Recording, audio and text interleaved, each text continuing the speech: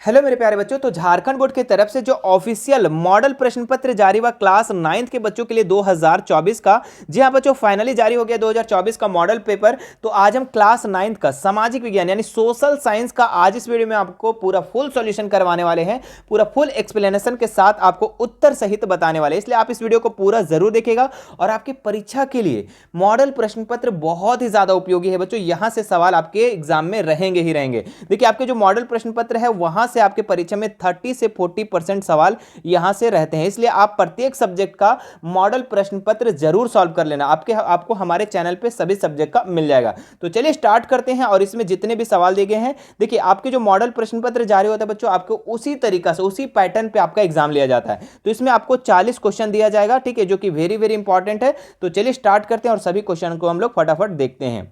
देखिए, इसका जो सबसे पहला क्वेश्चन है क्या है कि जो जल भाग तीन ओर से स्थल भाग से घिरा हो उसे क्या कहते हैं। तो जो जल भाग, ठीक है, जो जल भाग बच्चों जो तीन साइड से स्थल से घिरा हुआ है, ठीक है, एक साइड, दूसरा साइड, तीसरा साइड, तो तीन साइड से अगर स्थल से घिरा हुआ है तो उसको हम लोग खाड़ी कहते हैं। क्या कहते हैं उसे? हम लोग खाड़ी कहते हैं। ऑप्शन नंबर 20 का बिल्कुल राइट हो जाएगा। चलिए अगला सवाल देखते हैं हम लोग क्या दिया हुआ है।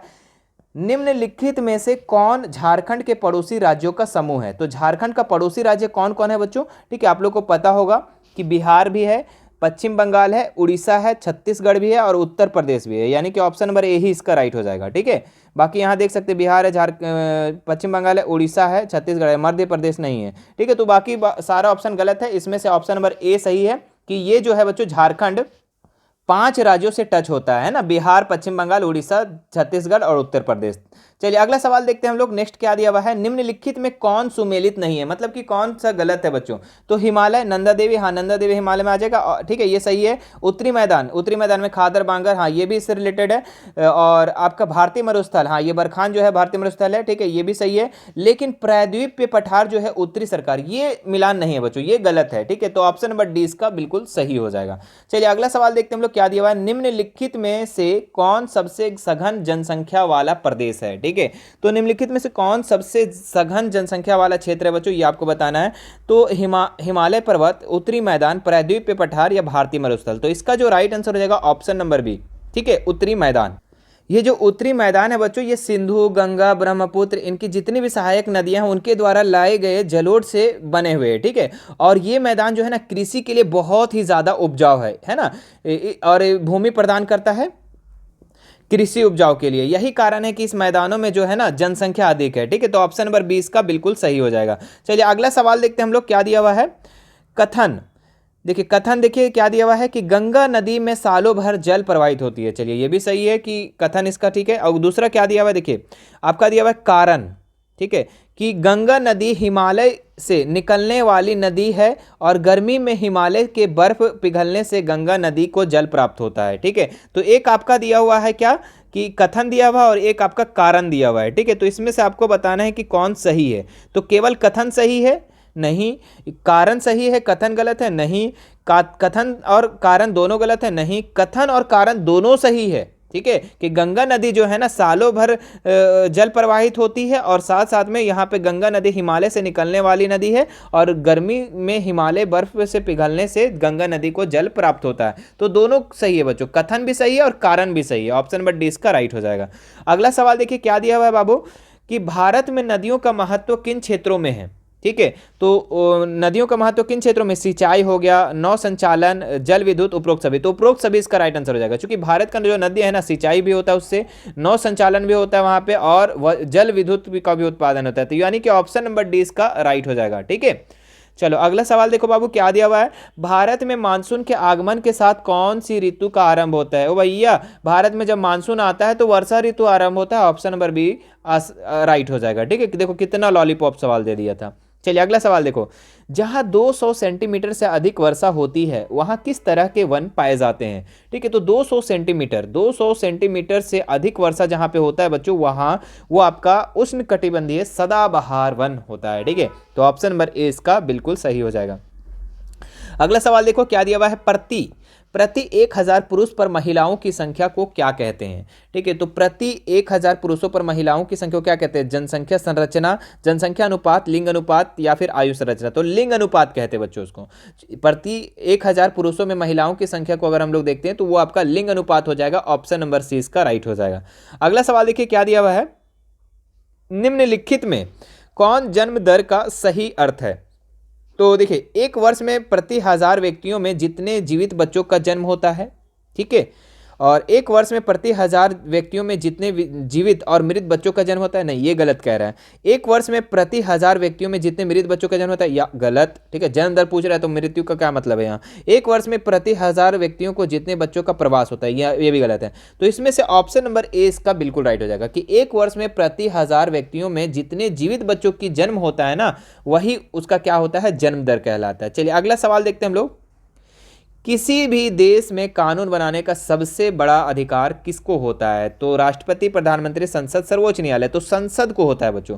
किसी भी देश की कानून को बनाने का सबसे बड़ा जो अधिकार होता है ना, वो आपका संसद को होता है। ऑप्शन नंबर सी इसका बिल्कुल सही हो जाएगा। अगला सवाल देखते हैं हम लोग। दक्षिण अफ्रीका में रंगभेद कब खत्म हुआ? ठीक है, तो दक्षिण अफ्रीका में रंगभेद कब खत्म हुआ? तो ये हुआ 26 अप्रैल 1994 को। ऑप्शन नंबर 20 का बिल्कुल सही हो जाएगा। ठीक है, चलिए अगला सवाल देखते हैं हम लोग क्या दिया हुआ है कि लोकतंत्र जनता के द्वारा और जनता के लिए शासन है, यह परिभाषा किसने दी है? वेरी वेरी वेरी इंपॉर्टेंट है बच्चों। ठीक है, कि लोकतंत्र जनता के द्वारा जनता के लिए शासन है, ये जो परिभाषा दिए थे ये अब्राहम लिंकन जी दिए थे। ऑप्शन नंबर ए इसका बिल्कुल राइट हो जाएगा। अब्राहम लिंकन महाशय जो है यही इसका परिभाषा दिए थे कि लोकतंत्र जनता के द्वारा जनता के लिए शासन है। क्लियर है? चलो, वीडियो अच्छा लग रहा है मेरे प्यारे बच्चों तो वीडियो को फटाक से अभी लाइक कर देंगे। ठीक है, आप लाइक करना भूल जाते हो, है ना। चलो अगला सवाल देखो बाबू क्या दिया हुआ है। संविधान सभा की पहली बैठक कब हुई थी? तो संविधान सभा की जो पहली बैठक हुई थी ना, ये आपका दिसंबर 1946 को हुआ था। कितना दिसंबर भैया? तो 9 दिसंबर सर, 9 दिसंबर 1946 को। ठीक है, याद रखिएगा। ऑप्शन नंबर ए इसका बिल्कुल राइट हो जाएगा। लोकसभा चुनाव के लिए भारत को कितने निर्वाचन क्षेत्र में बांटा गया है? तो 543। कितना बच्चों? 543 क्षेत्रों में बांटा गया है। लोकसभा चुनाव के लिए भारत को 543 निर्वाचन क्षेत्रों में बांटा गया है, याद रखिएगा। अगला सवाल देखिए हम लोग। भारत संविधान हमें कितने मौलिक अधिकार प्रदान करता है? Very very important question. तो भारत जो हमारा संविधान है बच्चों, ये हमें 6 मौलिक अधिकार देता है। कितना अधिकार? 6 मौलिक अधिकार। 7 देता था पहले, लेकिन अभी एक को हटा दिया गया है, संपत्ति के अधिकार को हटा दिया गया है। आपके सवाल ऐसे भी रह सकते हैं कि अभी संविधान संशोधन में कौन से मौलिक अधिकार को हटा दिया गया? तो याद रखिएगा, संपत्ति को अधिकार को हटा दिया गया है। ठीक है, तो अभी कितना है वर्तमान में? 6 है। कितना है? 6 है। ऑप्शन नंबर 20 का बिल्कुल राइट हो जाएगा। अगला सवाल देखते हैं हम लोग क्या है। निम्नलिखित में कौन राजनैतिक कार्यपालिका का हिस्सा होता है? ठीक है, तो निम्नलिखित में कौन राजनीतिक कार्यपालिका का हिस्सा होता है? तो गृह मंत्री। बच्चों, होम मिनिस्टर जो है ना आपका, ये राजनीतिक कार्यपालिका का क्या होता है? हिस्सा होता है। ऑप्शन नंबर सी इसका बिल्कुल सटीक आंसर हो जाएगा। अगला सवाल देखो बाबू क्या दिया हुआ है। सरकारी निर्णय से उठने वाले विवादों का निपटारा कौन करता है? ठीक है, तो सरकारी निर्णय से उठने वाले जो विवाद होता है बच्चों, वो उसका निपटारा जो करता है वो कौन करता है? तो वो करता है आपका सर्वोच्च न्यायालय। ठीक है, सुप्रीम कोर्ट करता है, याद रखिएगा। ठीक है, जो भी विवाद होता है, सरकारी निर्णय से उठने वाला जो भी विवाद होता है, जो भी लड़ाई होता है, उसका निपटारा सर्वोच्च न्यायालय करता है, सुप्रीम कोर्ट करता है। अगला सवाल देखो बाबू क्या दिया हुआ है कि किसके नेतृत्व वाली पार्टी ने 1971 के लोकसभा चुनाव में गरीबी हटाओ का नारा दिया था? तो गरीबी हटाओ का नारा जो दिया था, ये कौन दिया था? तो ये इंदिरा गांधी जी दी थी। ठीक है, ऑप्शन नंबर 20 का बिल्कुल सही हो जाएगा। अगला सवाल देखो बाबू क्या दिया हुआ है। केंद्र सरकार का प्रमुख कौन होता है? तो केंद्र सरकार का जो प्रमुख होता है वो प्रधानमंत्री होता है। हमारे अभी नरेंद्र मोदी है ना, हमारे मोदी जी जो है, नरेंद्र मोदी, ये कौन है? ये प्रधानमंत्री है और ये केंद्र सरकार का प्रमुख है ना, याद रखिएगा। अगला सवाल देखते हैं हम लोग क्या दिया हुआ है। एक वर्ष में किसी भूमि पर एक से ज्यादा फसल पैदा करने की विधि क्या कहलाती है? तो अगर एक वर्ष में एक ही भूमि पर अधिक से अधिक फसल उपजाते हैं बच्चों, तो उसको हम लोग कहते हैं बहुविध फसल प्रणाली। क्या कहते हैं? बहुविधि फसल प्रणाली। ऑप्शन नंबर 20 का बिल्कुल सही हो जाएगा। अगला सवाल देखो क्या दिया हुआ है 22 नंबर में कि निम्नलिखित कथनों में से पालमपुर के संदर्भ में कौन सा कथन सत्य है? ठीक है, तो देखिए इसमें ऑप्शन नंबर ए देखिए आप, पालमपुर में 450 परिवारों में से लगभग 1/3 परिवार के पास खेती के लिए भूमि नहीं है। तो यही तो ऑप्शन नंबर ए ही इसका राइट है। ठीक है, ऑप्शन नंबर ए इसका सही हो जाएगा। अगला सवाल देखो यहाँ पे, जापान जैसे देशों ने अपने देशों के विकास के लिए किस चीज पर निवेश किया? मतलब कि जापान जो देश है बच्चों, वो अपने देश के विकास के लिए, अपने देश के डेवलपमेंट के लिए किस चीज पे इन्वेस्ट किया? तो वो शिक्षा पे निवेश किया। किस पे किया? शिक्षा पे किया, एजुकेशन पे किया निवेश, एजुकेशन इन्वेस्ट किया। ठीक है, ऑप्शन नंबर ए इसका राइट हो जाएगा। अगला देखो, इनमें से कौन तृतीय क्षेत्र के क्रियाकलापों में नहीं आते हैं? तो बैंकिंग, शिक्षा, खनन, पर्यटन। तो बैंकिंग जो है बच्चों आपका तृतीय क्षेत्र में आएगा, शिक्षा भी आएगा तृतीय क्षेत्र में, पर्यटन भी आएगा। ठीक है, लेकिन खनन जो है बच्चों ये आपका प्राथमिक क्षेत्र में आता है। ठीक है, जितने भी कृषि से रिलेटेड, जमीन से रिलेटेड है बच्चों, वो आपका प्राथमिक क्षेत्र में आ जाएंगे। ठीक है, डेयरी वगैरह, कृषि हो गया, ये सारी चीज। और आपका द्वितीय क्षेत्र में उद्योग वगैरह आ जाएगा, और तृतीय क्षेत्र में आपका सेवा क्षेत्र आ जाएगा, जो कि आपका बैंकिंग हो गया, शिक्षा हो गया, टीचर हो गया, वकील हो गया, पर्यटन हो गया। ठीक है, तो इसमें से तृतीय क्षेत्र कौन नहीं है? तो इसमें खनन जो है आपका तृतीय क्षेत्र नहीं है। अगला सवाल देखो बाबू, क्या दिया हुआ है कि भारत सरकार ने कक्षा में बच्चों की उपस्थिति को बढ़ावा देने के लिए कौन सी योजना कार्यान्वित की है? ठीक है, तो सर्व शिक्षा अभियान, सेतु पाठ्यक्रम, स्कूल लौटो शिविर, दोपहर के भोजन की योजना। तो भारत सरकार जो है, मतलब कि क्लास में ज़्यादा बच्चा आए, ठीक है, ज़्यादा बच्चा आए, स्कूल ज़्यादा बच्चा लोग जाए, तो उसके लिए दोपहर भोजन के लिए योजना का प्रारंभ किया है। मतलब कि दोपहर में खाना मिलेगा तब बच्चा आएगा पढ़ने के लिए, मतलब उपस्थिति बढ़ाने के लिए, है ना।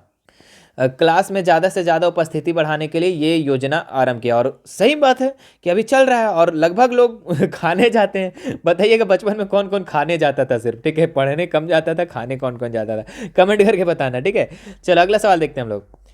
क्या दिया हुआ है कि निम्नलिखित में कौन से राज्य ने निर्धन को कम करने के लिए अनाज के सार्वजनिक वितरण प्रणाली में सुधार किया? पंजाब, हरियाणा, केरल, आंध्र प्रदेश, तमिलनाडु या फिर पश्चिम बंगाल। तो इसका जो राइट आंसर हो जाएगा 26 नंबर का बच्चों आप लोगों का, ये आंध्र प्रदेश एवं तमिलनाडु। ठीक है, चलिए अगला सवाल देखते हैं हम लोग। क्या है कि निम्नलिखित में से भारत सरकार के किस कार्यक्रम के अंतर्गत अगर आवेदक को 15 दिनों के अंदर रोजगार उपलब्ध नहीं कराया गया तो वह दैनिक बेरोजगार के भत्ते के हकदार होगा? ठीक है, तो कौन सा कार्यक्रम के अंतर्गत बच्चों? तो ये आपका था राष्ट्रीय ग्रामीण रोज गारंटी कोष। ठीक है, ऑप्शन नंबर 20 का बिल्कुल सही हो जाएगा। ठीक है, अगला सवाल देखते हैं हम लोग। क्या दिया हुआ है, भारत में ग्रामीण क्षेत्र में प्रतिदिन प्रति व्यक्ति कितनी कैलोरी की आवश्यकता स्वीकृत की गई है? तो 2400 कैलोरी। कितने 100 कैलोरी? 2400 कैलोरी, याद रखिएगा, ऑप्शन नंबर ए इसका बिल्कुल सही हो जाएगा। अगला सवाल देखते हैं हम लोग, किसके माध्यम से सरकार द्वारा अधिप्राप्त अनाज, गेहूं, चावल के भंडार का बफर स्टॉक बनाया जाता है? ठीक है, राज्य सरकार, भारतीय खाद्य निगम, राष्ट्रीय प्रतिदस सर्वेक्षण संगठन या गृह मंत्रालय। तो इसका जो राइट आंसर हो जाएगा भारतीय खाद्य निगम। ठीक है, जो भारतीय खाद्य निगम है बच्चों, इसी के माध्यम से सरकार द्वारा अधिप्राप्त जो ज़्यादा प्राप्त अनाज होता है, गेहूं होता है, चावल होता है, उसका भंडारण के लिए बफर स्टॉक बनाया जाता है। ठीक है, चलिए अगला सवाल देखते हैं हम लोग। सरकार द्वारा समाज के गरीब वर्गों में बाजार से कम कीमत पर अनाज का वितरण किया जाता है, इस कीमत को क्या कहते हैं? ठीक है, तो सरकार द्वारा समाज में गरीब वर्ग के लिए जो है कम कीमत पर अनाज वितरण करता है। जैसे कि अभी आप लोग का 1 रुपया कर देता है। ठीक है, चावल 1 रुपया है कि नहीं है? जो बीपीएल वाले हैं, जो लाल कार्ड वाले लोग हैं, ठीक है, उनको 1 रुपया चावल दिया जाता है। ठीक है, तो उन कीमत को हम क्या कहते हैं? इस कीमत को, तो इसको हम लोग कहते हैं निर्गत कीमत। क्या कहते हैं? निर्गत कीमत। ऑप्शन नंबर ए इसका बिल्कुल सही हो जाएगा। ठीक है, चलिए अगला सवाल देखते हैं हम लोग। क्या दिया हुआ है, the spirit of the laws नामक रचना के रचनाकार कौन है? ठीक है, तो the spirit of the laws के रचनाकार कौन है बच्चों? तो ये आपका है इसमें ये मॉन्टेस्क्यू। कौन है? मॉन्टेस्क्यू। ऑप्शन नंबर ए इसका राइट हो जाएगा। चलिए अगला सवाल देखते हैं हम लोग। फ्रांसीसी क्रांति के समय फ्रांस का किसका शासन था? तो फ्रांसीसी क्रांति के समय बच्चों फ्रांस का जो शासन था ये आपका लुई 16वां का था। किसका था? लुई 16वां का शासन था। जब फ्रांस का क्रांति हो रहा था ना, उस समय फ्रांस का जो शासन का था, वो राजा था, वो लुई 16वां था। ठीक है, चलिए फ्रांस की क्रांति कब हुआ था बच्चों? ये आप हमें कमेंट करके बताएंगे। चलिए अगला सवाल देखते हैं हम लोग। नवंबर के अपराधी कौन थे? तो नवंबर के अपराधी कौन था? तो सम्राट समर्थक, हिटलर समर्थक, वाइमर गणराज्य के समर्थक या लुई 17वां। तो इसका जो राइट आंसर हो जाएगा आप लोगों का वाइमर गणराज्य के समर्थक। ठीक है, नवंबर के अपराधी था। चलिए अगला सवाल देखते हैं हम लोग। किसी समुदाय को दूसरे समुदाय से अलग रखना क्या कहलाता है? तो किसी भी एक समुदाय को दूसरे समुदाय से अगर हम, है ना, एक समाज के पार्टी को दूसरे समाज से हम अगर अलग करते हैं, दूसरे समुदाय अलग रखते हैं, तो उसको हम लोग घेटो कहते हैं। क्या कहते हैं? घेटो। ऑप्शन नंबर ए ही इसका राइट हो जाएगा। ठीक है।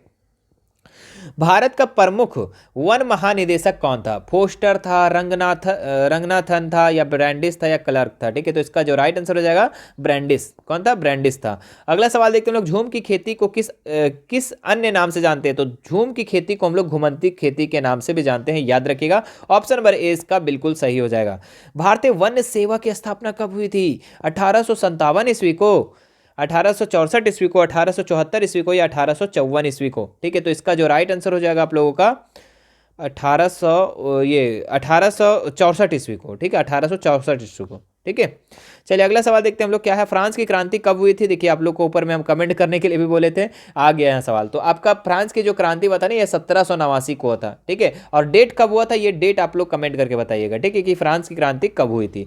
अगला सवाल देखते हैं हम लोग, औपनिवेशिक सरकार ने अपराधी जनजाति के अधिनियम कब पारित किया? ठीक है, तो ये किया था बच्चों आप लोग का 1871 को। कितना 1871? तो 12 अक्टूबर 1871 को जो है सरकार ने अपराधी जनजाति अधिनियम को पारित किया था। चलिए लास्ट सवाल है मेरे प्यारे बच्चों, रूस की क्रांति कब हुई थी? है ना, काफी फेमस क्वेश्चन है। क्या है? रूस की क्रांति कब हुई थी? तो 1917 में, 1921 में, 1922 में, या 1924 में?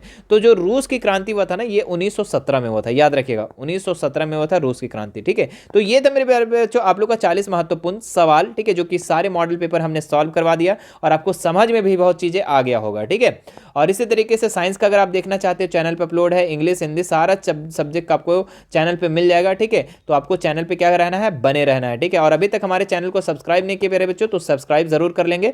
ठीक है, और घंटी का दबा करके और ऑल पे जरूर से जरूर क्लिक कर लेंगे। ठीक है, बाकी मिलते हैं नेक्स्ट वीडियो में, और तब तक बच्चों आप हमारे टेलीग्राम या व्हाट्सअप चैनल और इंस्टाग्राम से जुड़ना चाहते हैं तो जुड़ सकते हैं, डिस्क्रिप्शन में मैं लिंक उसका दे दूंगा। ठीक है, चलिए फिर मिलते हैं नेक्स्ट वीडियो में, और प्लेलिस्ट जाकर चेक जरूर करना। प्लेलिस्ट देखना नहीं आएगा तो आप हमें कमेंट कर देना। ठीक है, वहाँ पे आपको हिंदी का, साइंस का, सोशल साइंस का, सभी इंपॉर्टेंट क्वेश्चन वहाँ पे अपलोड है। ठीक है, मिलते हैं नेक्स्ट वीडियो में। Thank you so much.